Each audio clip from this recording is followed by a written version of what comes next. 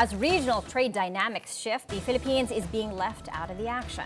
Washington has just reinstated 0% tariffs for Thailand, Malaysia, and Cambodia, but nothing yet for the Philippines. The move puts local exporters at a disadvantage, just as growth is slowing and investor confidence remains shaky. Joining us now to break down the impact is Alex Escucha, a fellow at the Foundation for Economic Freedom. Hi, Alex. Thanks for being here with us. Thank you for having me again, Mikey. Okay, Alex, as our own growth momentum is fading, the Philippines has been excluded from a new U.S. tariff rollback, giving several ASEAN neighbors a fresh edge in trade. Of course, our side of the negotiations are still ongoing, but as is, how significant might this development be?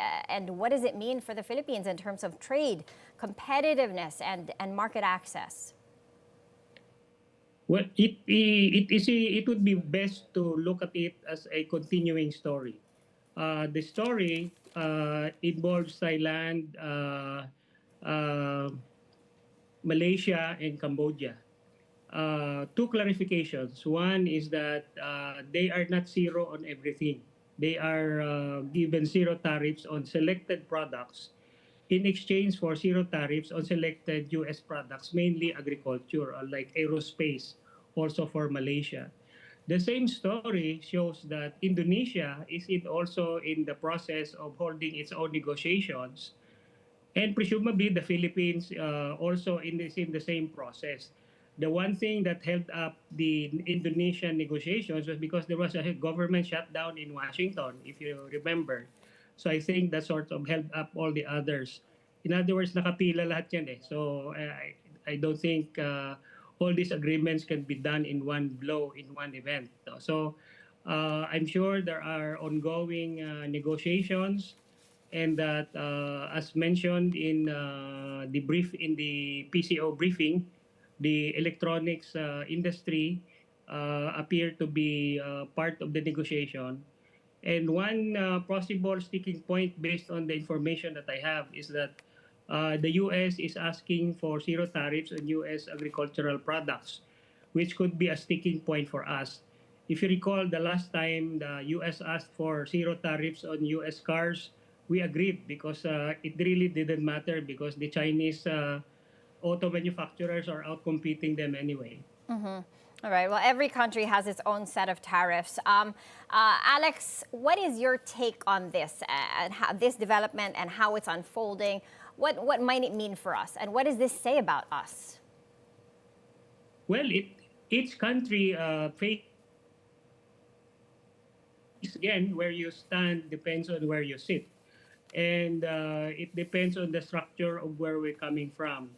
So Malaysia, Vietnam, and Thailand have a relatively higher manufacturing base at 20 to 24% of their GDP. Ours is lower at 14%. And our biggest export overall is electronics. So that is what we are trying to protect. And in the first round of announcements of Trump, he made it clear that in general, electronics exports would be more or less exempted from the tariffs. And I expect that if they will not continue to be exempted, at least the tariffs will be minimal going forward. Okay, Alex, you mentioned manufacturing. Philippine manufacturing now accounts for 15.7% of GDP, down from 20% a decade ago, while Vietnam and Cambodia are above 24%. Why has our manufacturing base continued to shrink? It's a function of basically being uncompetitive. Even from 50 years ago, our manufacturing base has been described as basically an import-dependent, import-substituting manufacturing base. Remember, in the 70s, we had the Ford stamping plant and few of the basic manufacturing.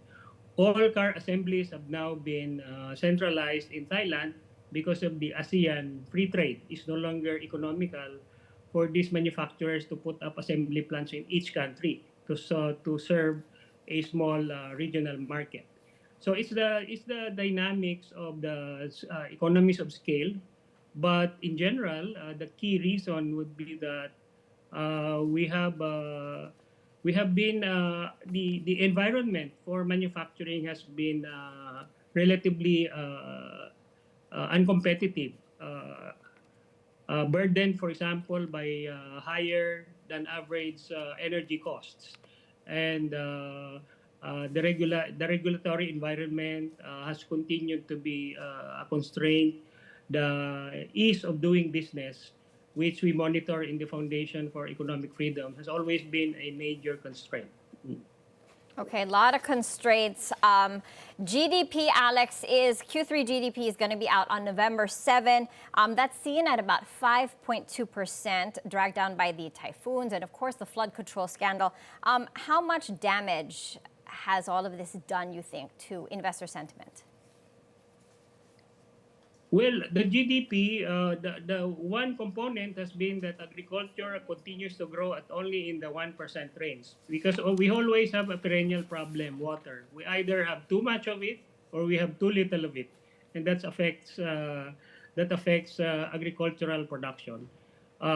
In addition, because the 2026 budget, because of the uproar, the president and DPWH has slashed the flood control projects by at least 240 billion.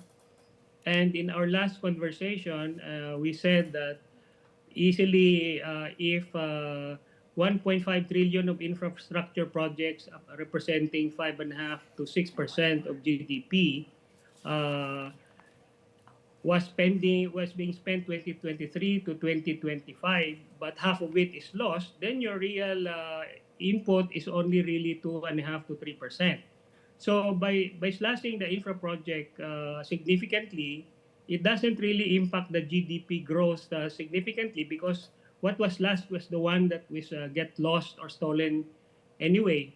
Because the proof of that is that the rise in the GDP, the infra to GDP spending from 1.5-2% to 5.5 to 6%, did not really result in the acceleration of GDP growth. So that's the proof that a lot of it was leakage. Yeah, so So you're to saying say. the cut is warranted given the leakages. Okay, so Alex, taking a look at the softer growth momentum and the cuts in spending, do you think that the Philippine economy can still hit at least the lowest part of the government's full year target for 2025? GDP target, 5.5 to 6.5%. That's the target for the government. Do you think we can hit at least the lower end of that band? Well, it's probably a little bit lower than, I think they have adjusted already to closer to 5.2, 5.3. Uh, the consolation is that despite that, at 5.4, 5.5, it's still running second to Vietnam in terms of growth. But it's no consolation to me, because our ambition 2040 says we should be growing by 8 to 10% to reach upper middle income. But that is no longer attainable given current trends. Okay, all right. Thank you so much for your time. Alex Escucha, a fellow at the Foundation for Economic Freedom. Thank you.